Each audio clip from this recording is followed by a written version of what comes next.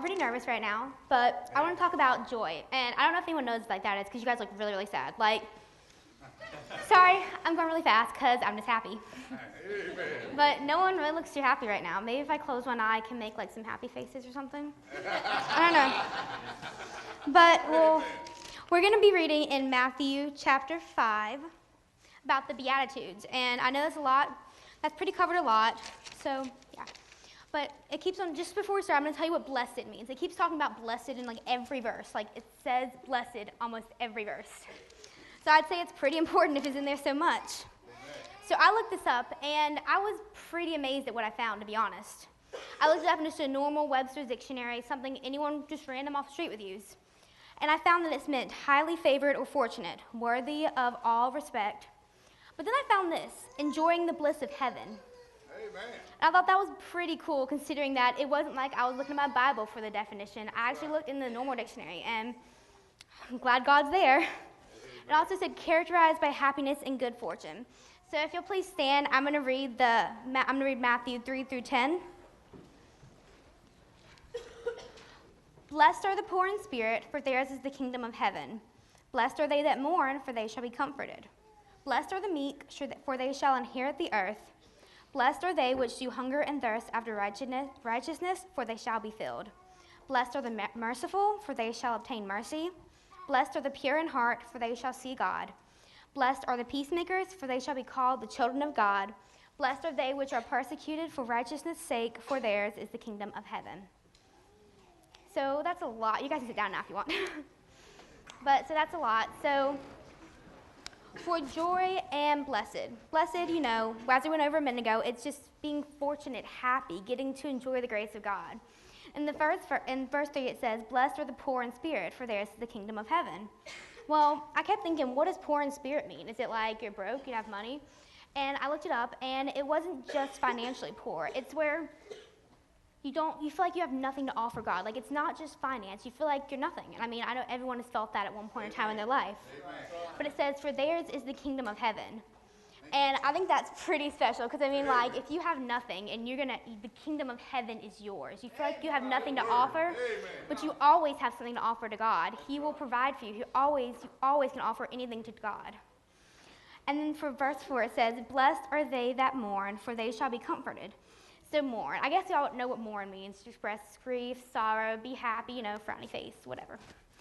But it says, for they shall be comforted. And so a lot of times when people think of comforted, they think of parents. They think of someone to be there for you when you fall or someone to help you.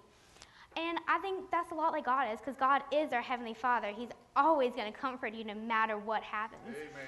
You could be down nowhere when no one can. You could be trapped in the bottom of a well for all I know.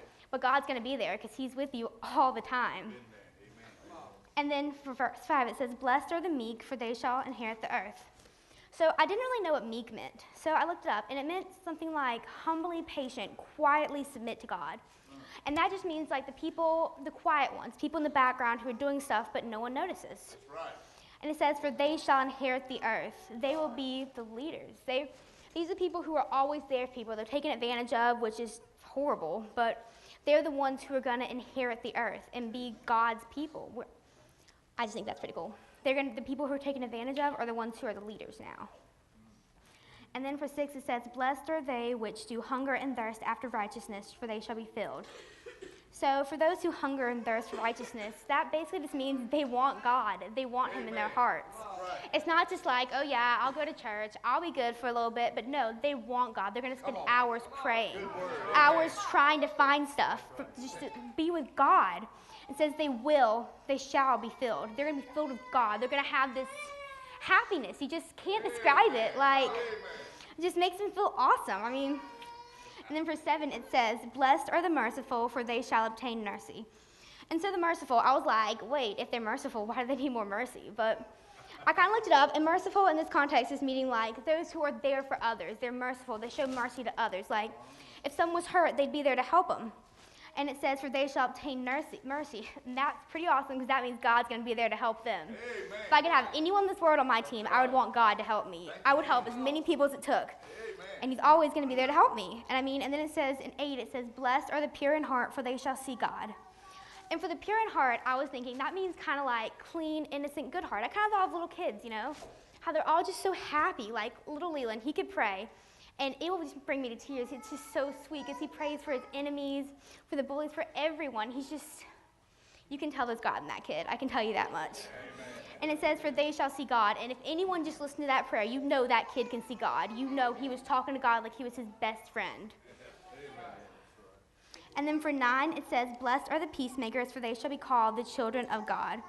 And the peacemakers, I was thinking, I kind of thought of the Hunger Games, because there's like the peacemakers, but it's not exactly like that. It's like the people who stop the fighting, the people who are going to try and keep everyone happy. They just want them to be, you know, happy and do good, and they don't want fighting. They love the people.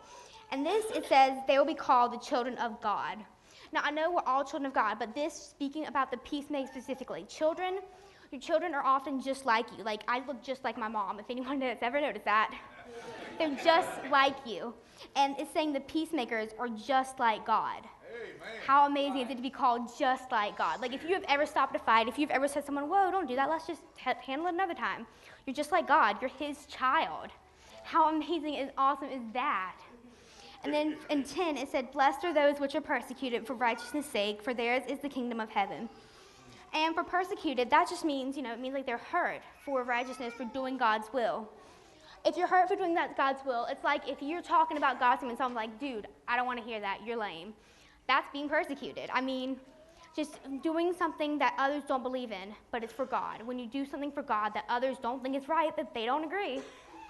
But in the end, what does it matter what they thought? Because God was happy. You were God's. And it says, for theirs is the kingdom of heaven. And right there, I highlighted for theirs, because for theirs, like, I felt like it was saying that heaven was their home. Like, they're doing things for God so they can go home. And that's what we're all doing in this world, isn't it? I mean, we're doing for God so we can go home. And not just like to the house to eat lunch, which is really good, but it's to go up to heaven and be with God.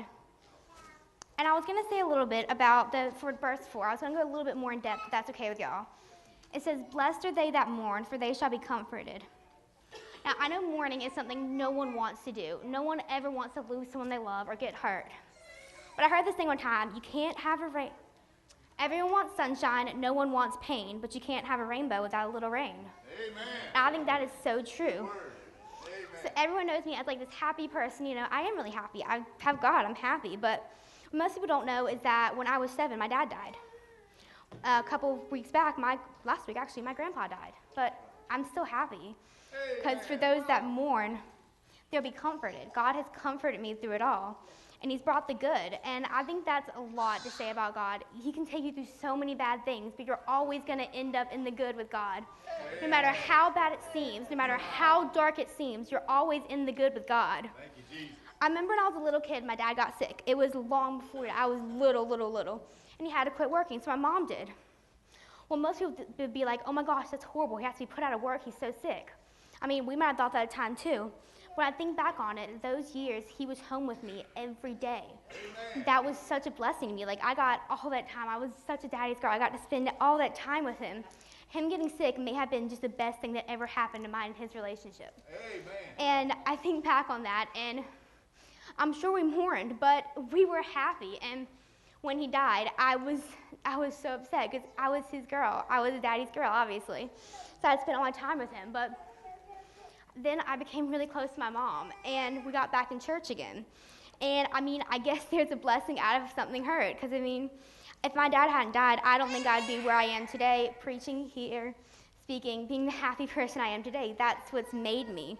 Through all the hardships they make you, when you mourn, you will be comforted no matter what, in ways you don't even understand yet, but you will one day, because God is always going to be there.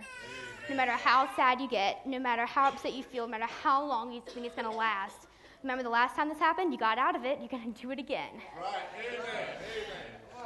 God can do amazing things to those who are hurt, to those who mourn, the poor in spirit, the meek, the hungry, the merciful, the pure in heart, the peacemaker, the persecuted, and for you. That's just right. Everyone. Hallelujah. And that's all I've got to say. Amen.